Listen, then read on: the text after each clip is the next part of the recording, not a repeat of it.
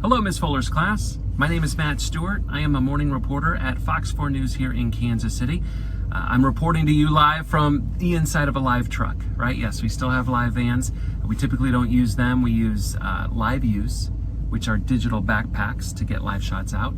That's another story for another time. I'm here to talk to you about AP style. It is so exciting, but it is so important for our job.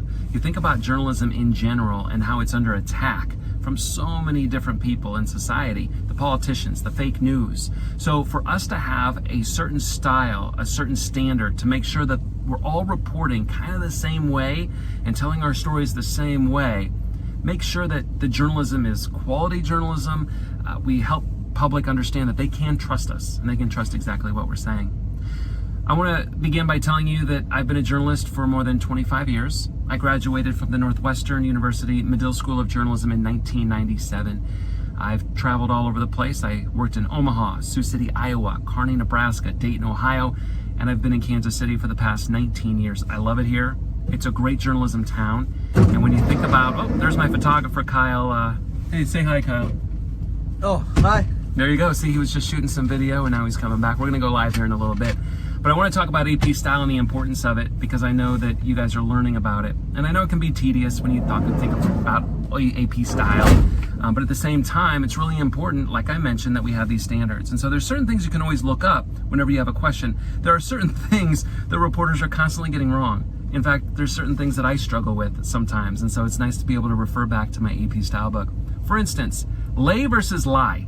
That is something you're going to use a lot, especially when you report on hard crimes. You show up, police say, oh, there was a dead body on the sidewalk. When you're writing that story, conversationally, you want to say, oh, the dead body was laying on the sidewalk.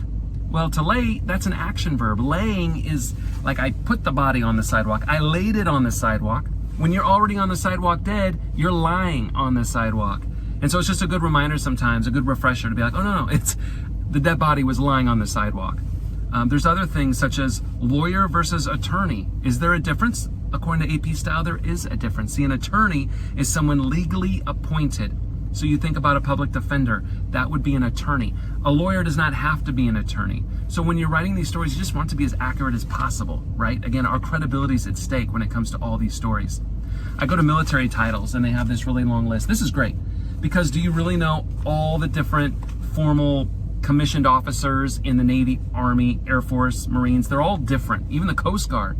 So to be able to go here and to see how they abbreviate it, that's important. In broadcast journalism, a lot of times I write my own supers, the bottom third, which has the name and the title. So I want to make sure that if I put major, it's M-A-J period, not M-A-J-O-R, right? You're not writing out major, you're putting the abbreviation of that in there. That's the AP style way of doing it. And then on second reference, I don't have to call him say Major Johnson. I can just say Johnson. Or I can add the major if I want to, and a lot of times I do just that as a sign of respect. So AP style, not necessarily the whole black and white, but at the same time, it's a very good guidebook when it comes to trying to figure out exactly how to make sure that you do your best when you are writing these stories. So I always have this with me, and I know today you guys probably don't even have it in book form. It's probably an app on your phone. Which is great, and actually it's just a reminder right now that I need to download that app on my phone because you will reference the AP style book throughout your entire career, especially early on. I don't reference it as much now, but back then I always had questions. How do I, say this sentence? Am I saying this word wrong? Do I need to do it differently? How do I abbreviate this or that? And so being able to reference that AP style, again, the standard of journalism is something that's very important.